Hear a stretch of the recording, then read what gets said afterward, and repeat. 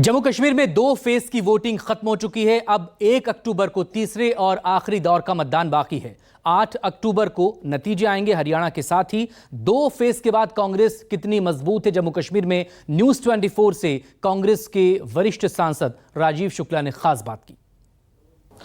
कांग्रेस सांसद और पूर्व केंद्रीय मंत्री राजीव शुक्ला जी हमारे साथ, इनसे बातचीत करते हैं। सर, जम्मू कश्मीर में 10 सालों के बाद विधानसभा के चुनाव हो रहे हैं। 2 चरणों का मतदान हो चुका है, अब आखिरी तीसरे चरण का मतदान होना है 1 तारीख को। क्या माहौल लग रहा है आपको? देखिए, माहौल पूरी तरह से पक्ष में नेशनल कॉन्फ्रेंस और कांग्रेस गठबंधन के, इन्हीं की सरकार बनने जा रही है। लोग इन्हीं को वोट दे रहे हैं और एक तरह से वेव है इनकी। यहाँ पे 2 चरणों के मतदान की हमारे पास पूरी रिपोर्ट है। हम लोग भारी बहुमत से जीत रहे हैं। तीसरे चरण में भी हमें अच्छी सीटें मिलेंगी। बीजेपी कह रही है कि हम भारी बहुमत से जीत रहे हैं और मुख्यमंत्री हमारा होगा। जो लड़ी रहा जरा सी जगह में, वो भारी बहुमत से कहाँ से जीतेगा? वो तो अलगाववादियों को अपने साथ जोड़ रहे हैं। जो अलगाववादी लड़ रहे हैं उनको अपना मानते, आग के साथ खेल रहे हैं। वो अलगाववादी जो वहाँ लड़ रहे हैं, उन्होंने सिर्फ इसलिए बीजेपी की मदद से लड़ा रहे हैं ताकि जो है किसी तरह से जो राष्ट्रवादी पार्टी है कांग्रेस और नेशनल कॉन्फ्रेंस, उनके वोट कटे और वो ना जीत पाए। तो जिनका ये मकसद है, जो देश का नुकसान करके जो है इनको रोकने की कोशिश हम लोगों की पार्टी कर रहे हैं, उन्हें देश हित की चिंता नहीं। भाजपा की मदद से लड़ रहे हैं वो चुनाव। तो ये भाजपा की सरकार कहाँ से बनेगी? तो कोई भी ABCD भी बढ़ाओ, जरा भी अर्थमेटिक गणित जानता हो बता देगा कि इनकी कहाँ से बन पाएगी। ये तो अलगाववादियों के भरोसे बैठे हैं। प्रधानमंत्री मोदी जी लगातार यहाँ पर आ रहे हैं और रैलियों में जो है सीधा कटाक्ष कर रहे हैं। वो कह रहे हैं कि 3 परिवारों ने जम्मू कश्मीर को बर्बाद किया है और जो किया है वो पाप से कम नहीं है। गांधी परिवार, अब्दुल्ला परिवार, मुफ्ती परिवार का जिक्र किया है। चलो, मैं तो सुन के बड़ा हमें ताज्जुब हुआ कि उन्होंने मुफ्ती परिवार का नाम लिया। वो मुफ्ती परिवार जिनके साथ मिलकर भाजपा ने सरकार बनाई थी, और जब मुफ्ती साहब की शपथ हुई तो मोदी जी खुद मंच पे आए थे प्रधानमंत्री के रूप में।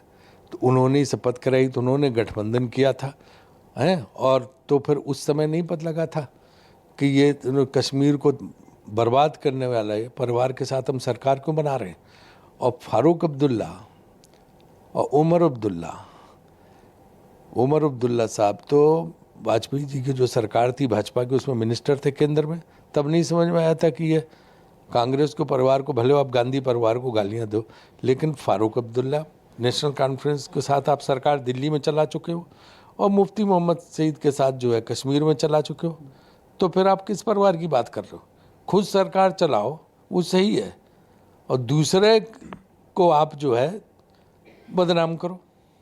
तो आपने क्यों, हम उनसे उल्टा सवाल पूछते हैं भाजपा वालों से कि आपने केंद्र में क्यों सरकार बनाई थी फारूक अब्दुल्ला के साथ, उमर अब्दुल्ला के साथ, और यहाँ क्यों बनाई थी मुफ्ती मोहम्मद सईद के साथ सरकार? इसका जवाब दे भाजपा, पूछिए उनसे। अमित शाह जी कहते हैं कि जब हमारे उम्मीदवार जीतेंगे तो जश्न यहाँ पर होगा, भारत में होगा, लेकिन अगर आपका गठबंधन जीतेगा तो सेलिब्रेशन पाकिस्तान में होगी।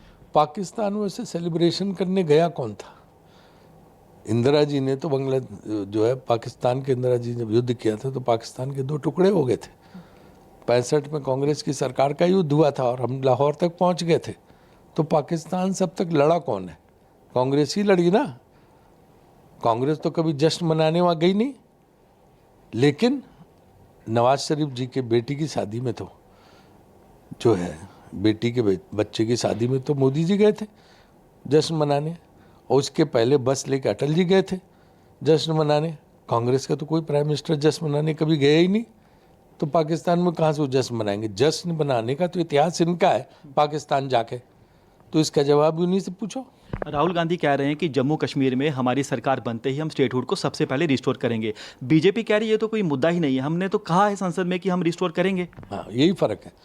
उन्होंने संसद में 2 साल पहले कहा है और सिर्फ कह रहे हैं, किया नहीं। क्योंकि उनका इतिहास है भाजपा का कि जो कहते हैं वो करते नहीं है, और जो करते हैं वो कहते नहीं। 2 साल हो गए, उसके बाद 5 सत्र संसद के हो चुके, आज तक बिल्कुल नहीं लाए।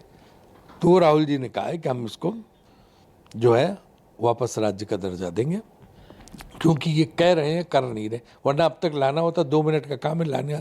हम कांग्रेस पार्टी सारा विपक्ष सपोर्ट करता। बीजेपी पर आपकी पार्टी की ओर से और नेशनल कॉन्फ्रेंस की ओर आरोप लगाया जा रहा है कि कश्मीर घाटी में इंजीनियर रशीद, उनकी पार्टी और कुछ निर्दलीय, ये बीजेपी के प्रॉक्सी हैं। देखिए, मेरा ये मानना है कि जो अलगाववादी तत्व लड़ रहे हैं उनको भाजपा का पीछे से समर्थन है, बिल्कुल साफ साफ आरोप है। उन्हीं के समर्थन से लड़ रहे हैं।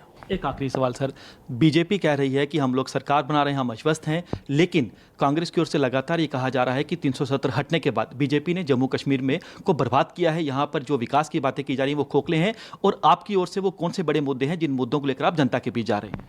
देखिए, यहाँ पे 370 के बाद उन्होंने वादा किया था कि आतंकवाद खत्म हो जाएगा, लोग जो मारे जा रहे हैं सब बंद हो जाएगा। कुछ नहीं हुआ, लोग अभी मारे जा रहे हैं, जम्मू तक में मारे जा रहे हैं, वो कुछ हो नहीं पाया। विकास ठप हो गया, 55% विकास का पैसा कम हो गया, बुरा हाल है, भ्रष्टाचार भयानक है, और जो है तमाम किस्म के उटपटांग, जैसे बिजली के लिए स्मार्ट मीटर लाए, पता नहीं कौन कंपनी लाई, किसको प्राइवेट ठेका दिया, लोगों को गलत बढ़े चढ़े बिल आ रहे हैं, परेशान है लोग स्मार्ट मीटर से। टोल टैक्स इतना ले रहे हैं पूछो मत। तो बजाय जो पहले कांग्रेस सरकार जम्मू कश्मीर को पैसा देती थी केंद्र से, वो तो दे नहीं रहे हैं, और उल्टे जो है यहाँ पे जो विकास का बजट है वो कम करते चले जा रहे हैं। तो इन सब चीज़ों को हम ठीक करेंगे, इनको उखाड़ फेंकेंगे। शुक्रिया सर हमसे बातचीत करने के लिए। तो आप सुन सकते हैं, ये थे कांग्रेस सांसद राजीव शुक्ला जी, जो बता रहे हैं कि जम्मू कश्मीर में कांग्रेस नेशनल कॉन्फ्रेंस का गठबंधन जीतेगा और हम सरकार बनाएंगे। कैमरामैन जितेंद्र के साथ पंकज शर्मा, न्यूज़ 24 जम्मू।